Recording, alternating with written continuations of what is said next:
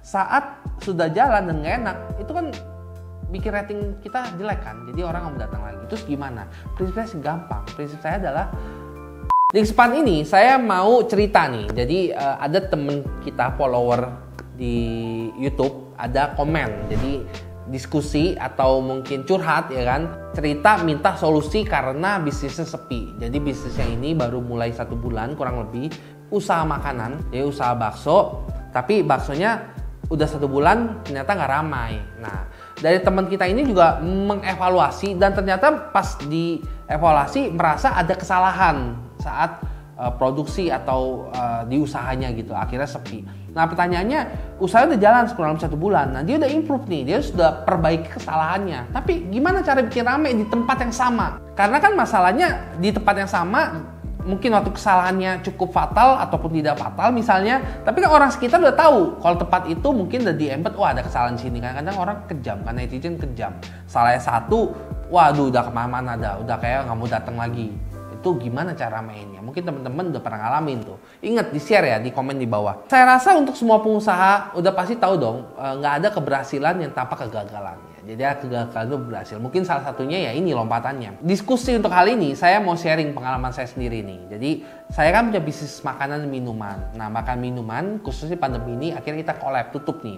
Tutup dalam artian bukan karena bangkrut ya, enggak. Karena saya memutuskan untuk kita vakum dulu.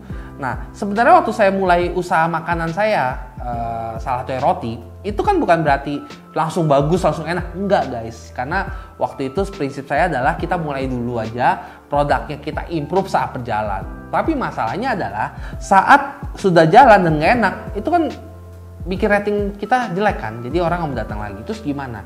Prinsip saya gampang. Prinsip saya adalah ya udah, market saya gede ya kan. Saya dari awal udah tahu dulu. Nah ini yang penting harus tahu nih. Dari awal saya harus tahu dulu, saya bikin bisnis itu kenapa.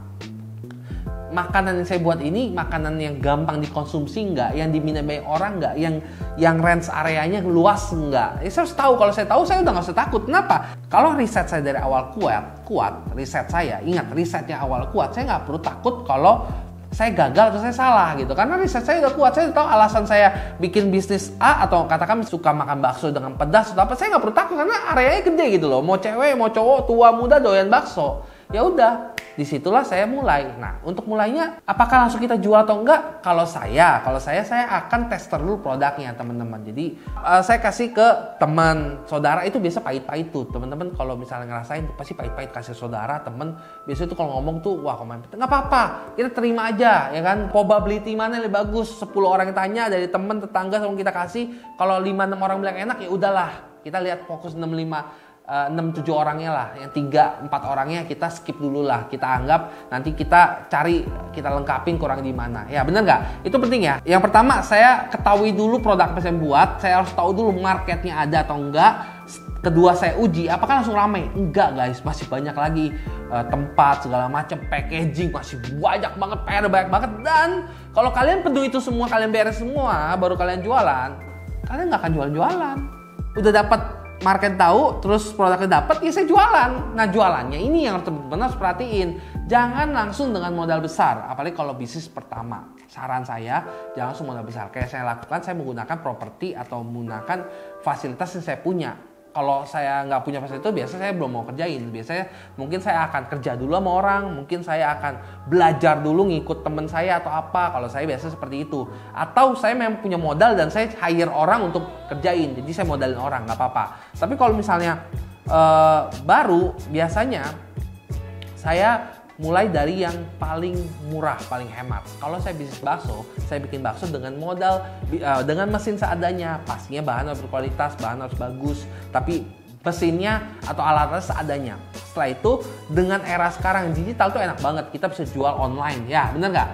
Online tuh bukan harus di marketplace atau di GoFood, Gojek, nggak perlu guys. Bisa melalui WA. Di handphone kalian, smartphone kalian bisa WA, bisa call teman-teman, gue punya produk ini loh, gue ini loh. Ini di momen sekarang saya lagi jual ini mooncake. Jadi mooncake saya nggak buka store, kita jual dari rumah aja. Saya iseng-iseng, saya tawar-tawar teman, saya tawarin ke saudara, laku loh. Dalam sehari saya bisa dapat 50 box, bener. modal saya minim dan kalau misal besok jualan nggak apa-apa, nggak pusing kan, modal saya minim, oven yang saya pakai minim, mixer saya pakai minim, ya kan, tapi saya bisa jual 50 box, minimal saya dapat momennya, saya tahu dulu apakah akan saya terusin, nanti saya lihat dulu. Terus gimana nih kalau sampai event saya udah mulai dan akhirnya saya udah dapat modal dan saya buka usaha, ya udah kita mulai lagi dari awal. Kita fokus sama klien atau target kita yang dari awal yang pertama itu, kita fokus sama itu aja yang belum tahu produk kita. Baru sebulan, setahun aja belum tentu orang tahu produk kita, bener nggak? Ya mungkin daerah sekitar tahu, ya udah garap daerah lain. Jakarta ini luas banget kalau kita bilang Jakarta. Surabaya juga gede. Setiap kota itu punya area yang gede banget, bener nggak? Market area gede-gede. Terus cara masarnya gampang banget. Sekarang bisa Instagram, media sosial pastinya ya, bisa collab YouTube dan lain-lain. Itu gampang banget. Bagi brosur yang masih laku, sekarang kasih cashback yang masih laku, bener nggak? Kurang lebih seperti itu ya. Semoga bisa dapat insight atau bisa dapat solusi buat kendala teman-teman pastinya yang udah komen juga. Bagaimana pengalaman kalian? Saya rangkum ya. Jadi yang pertama, sebelum memulai teman-teman harus tahu dulu nih, harus punya bekal dulu, harus punya skill dulu pastinya, harus tes market dulu, ini paling penting. Jadi harus sesuai dengan skill Anda, tes dulu marketnya apa, market sesuai nggak, area berapa, jadi kalian harus hitung-hitungan dulu nih. Terus kedua, setelah tahu, baru tentukan produknya.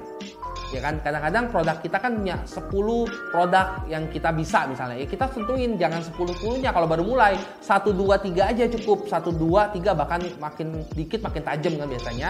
Baru tentuin produk apa yang kita jual, baru kita siap-siapin. Terus ketiga, mulailah dari yang sederhana mungkin, jangan langsung yang besar. Ini saya ngomong untuk pembisnis mulai ya, pemula ya, bukan yang udah running, yang bisnis kesekian, yang bidangnya sama sekian, bukan, tapi yang baru mulai. Jadi mulailah dari yang sederhana, ya kan. Sekarang jualan udah gampang guys. Kalau sekarang masih bilang nggak jualan tuh menurut saya males ya. Sekarang online banyak, saya bahkan nggak perlu jual ke Tokopedia, nggak usah jual ke platform-platform digital yang jualan makanan. Saya cukup jual via WhatsApp dan Instagram. Saya cuma ketik, ayo gua jual ini, gua jual ini, dan banyak orderan masuk. Nah, setelah banyak nih, yang berikutnya baru saya putuskan. Saya punya modal, saya mau buka outlet, mau buka tempat, saya mau gedein tempat scale up bisnis saya atau enggak, itu baru saya putuskan di sana. Jadi benar-benar pas kita scale up, saya udah mature, udah lebih mateng. Nah, kalau kita nggak punya skill pertama atau kita nggak bisa riset, ya kita kerja dulu lah. Kalau kita punya mimpi, kita tahu mau jauh sama makanan, kita kerja dulu, kita pelajarin dulu detail-detailnya, step by stepnya, baru kita mulai. Yes, seperti itu ya guys. Semoga video ini menginspirasi dan sampai ketemu di video selanjutnya ya.